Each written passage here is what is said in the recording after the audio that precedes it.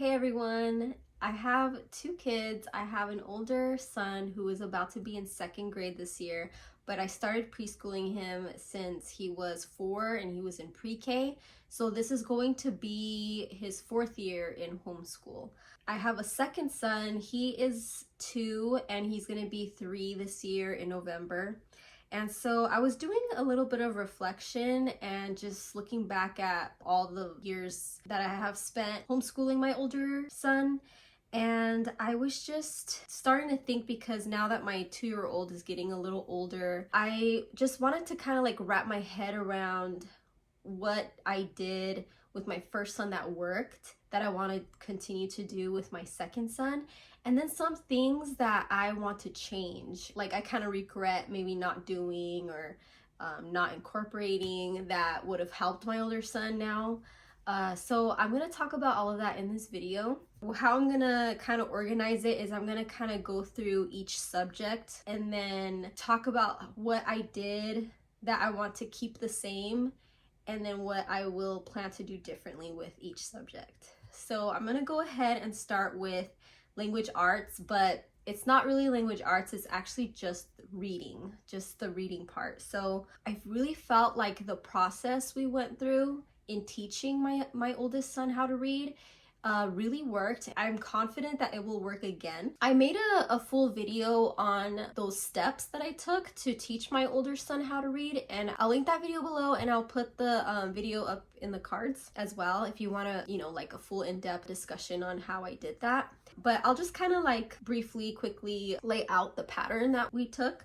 So the first thing is that I read to him often, like since he was a baby. But then kind of like the thing that really got us going was we started with Leapfrog. There's a Leapfrog movie. It was a good foundation on phonics when it came to like the basics of like what each letter sound makes. It was a lot of repetition. It was an engaging little plot and everything. They included some music in there. There was some songs. He would watch it repetitively and it just really helped stick, those letter sounds. So I definitely want to do that again with my toddler. And then after that, we got this book called The Ordinary Parent's Guide to Teaching Reading. I believe that's the exact title. I'll put a picture here and I'll leave the link down below. You could just get it on Amazon. I actually did lend that book to a friend, and so I'm gonna buy another one. I think it's so worth it. But yeah, I got that book for my older son, and it worked so well because it was just kind of like a straightforward, like short lesson that we would do together every day. And then we would just keep building all the letter sounds, all the phonics. And I started with him when he was around 4. Yeah, when he was 4 is when I started that book. He learned so much from that book. So I love that book. I'm gonna try it out with my second son and see how that goes for him, but I'm really confident that it will work for him as well. I think it just is gonna depend on like how long it will take him to, like, because my older son was a really quick learner. Like we would just do a lesson and then like really just we would just move on. We wouldn't really have to repeat too much of the lessons. So with my second son, I will see whether he will need more repetition or just need to slow down some more. We'll see how he does with that. And then what really helped my first son was I got the All About Reading curriculum for him. And so the reason I want to do that again with my second son is because it's so thorough. If you go through this curriculum and all the levels, you're not going to be missing any of those phonics rules. Like they're really gonna be able to go through all the phonics, and once they go through all those books, they should be solid. They should be good to go. Like they could read anything at that point after they complete it. And that's what I really especially appreciate about that curriculum. Now with my older son, sometimes we would skip some things. Like I felt like there was a whole lot of games and activities that wasn't always necessary. So again, just tailoring to the child. I'll see how my second child does with it, if he needs that extra practice or whatever. So that's a good way to just make sure that he gets the thorough knowledge of all the things that they teach with phonics. Okay, so that's reading. Now I'm gonna get into math. So with math, I felt like I did a good job with teaching my first son some basic math facts, like very basic. We had a hundreds chart, and I was able to teach him, you know, how to count from 1 to 100 from that chart. And I used books to teach him his shapes and colors and those kinds of things. And I also utilized a little bit of flashcards when it came to shapes and colors for my older son. So he was pretty good. Like once he started pre-K, he pretty much knew all of that already. But there is something I do regret not teaching him, and this I want to do differently with my second son. So what that is it would have benefited my first son more if I would have taught him more math facts. So the reason I didn't teach him more math facts was because I had this idea that I was actually going to do him a disfavor if I taught him like addition and subtraction facts, or even multiplication and division, because I thought that if he just memorized those facts, that it would hold him back from really understanding the process of how to get to the answer. I thought that he was just going to rely on his memory and not understand the math concepts. Now I feel like that wouldn't have been the case. I feel like it would have just helped him to boost that confidence. Now that I see and we've experienced the curriculum that has those word problems, I realize he would have been fine. He would have had a lot of practice of breaking down the problem to get to the solution. I just feel like if he would have had the memorization of the math facts, he would have got through the concepts more faster.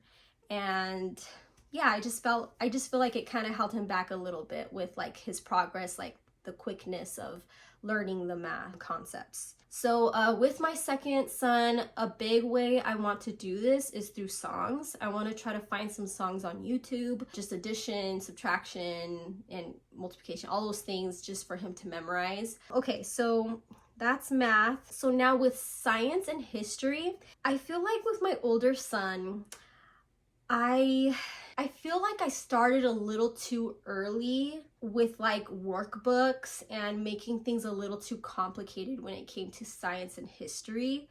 I feel like I could have laid off a little bit. Like he was so young, he was only 4 in pre-K, and he already had like workbooks and things. Like they were so simple. I mean, they were like multiple choice. I would just read it to him, and there was like 3 multiple choice questions for science, and they were really easy. Like it was his level and everything.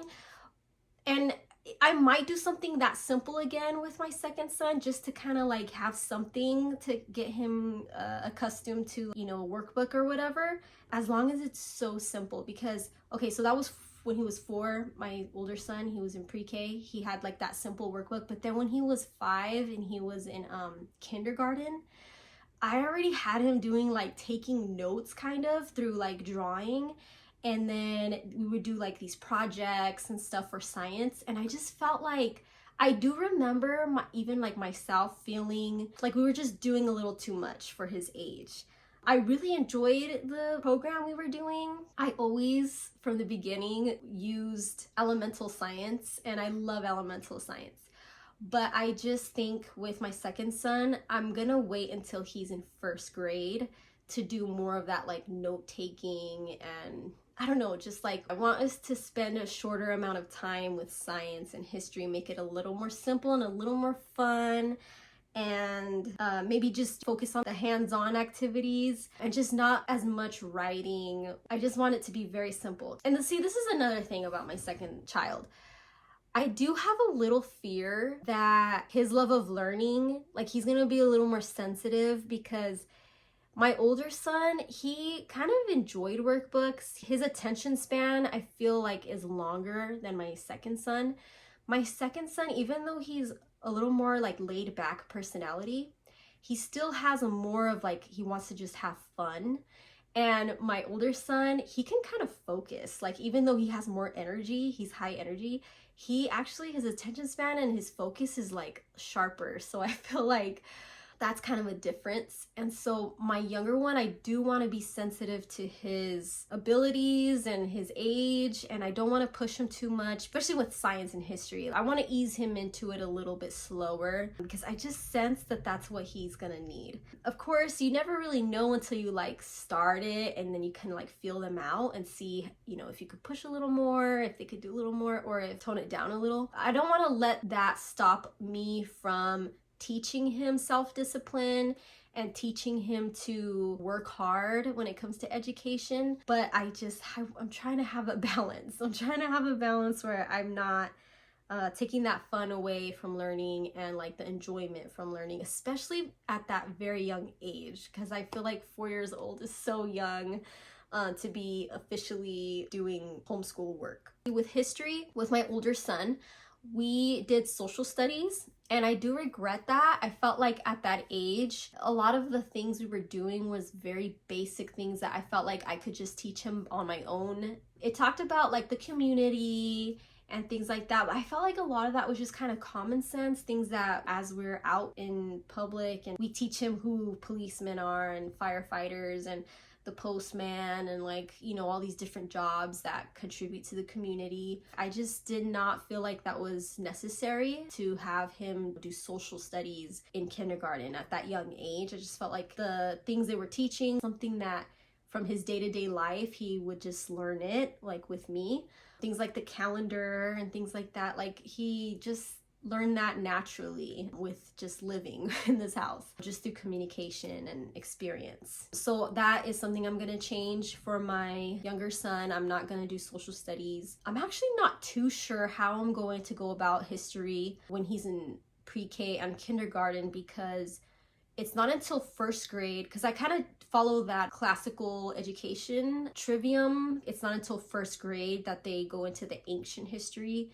And then second grade, they do medieval, and there's like a timeline that they follow, but it starts in first grade. So for pre-K and kindergarten, I'm actually not too sure. Maybe I'll just do some general basic knowledge. If I could just do mostly books, I think that would be great. So that's something I still have to work on and like think about what I decide to do, what curriculum I will decide to choose for that such like young age. All right, so that's the bulk of it. And then lastly, music and art. Okay, so my older son, he was learning piano when he was 3. That was before he even did like official homeschool stuff. Then he stopped, and then when he was enrolled in homeschool, he did gymnastics, but he didn't have an instrument in those early years.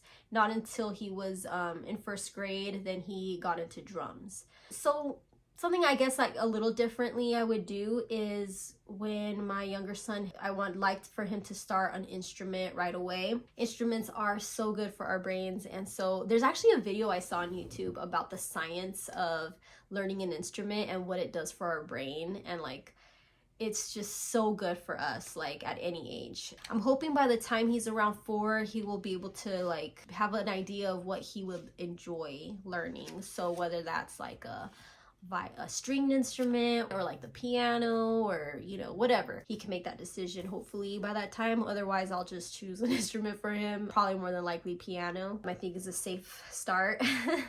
So yeah, that's where I'm at with music.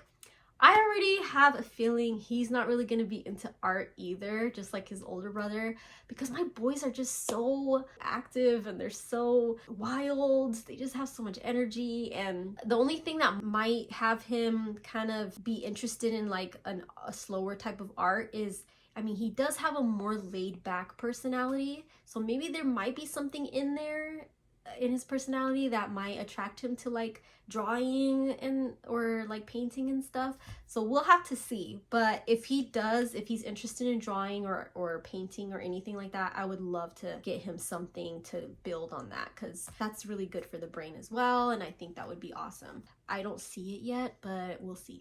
Once he, you know, starts writing and gets a little better with his fine motor skills and things like that, we'll see. So that's pretty much it for all the things that I was reflecting on, and I just wanted to share that with you in case there's anything that might have been helpful. So I'm so excited that my younger one, I can't believe like it's getting close to that age where he'll start to be homeschooled as well. So not this year, he's going to be 3 this year, but this year I do want to start scheduling more intentional time with him where we have like a set schedule, and I am going to make a video on our schedule with my older son for his 2nd grade year, but I also want to make a schedule for my younger son. I mostly want to just focus on like language arts, math type of things when I'm with him, but mostly through books and songs and things like that, just to build him up and get him ready for when he starts homeschool, which I'm not sure if it will be next year, because I know with the dates and everything, I don't know how that falls, because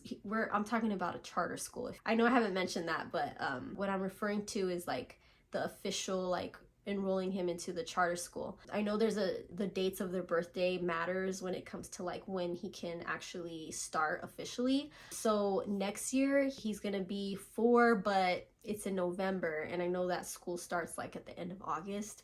So if he doesn't start officially next year, then the year after that. So 2 years from now, but hopefully next year, but I can't remember if that's too young to start. So anyway, everything will be updated, of course. But yeah, that's pretty much all that I wanted to kind of share. Thank you so much for watching. Of course, leave any questions or comments down below, and I'll try my best to get back to you.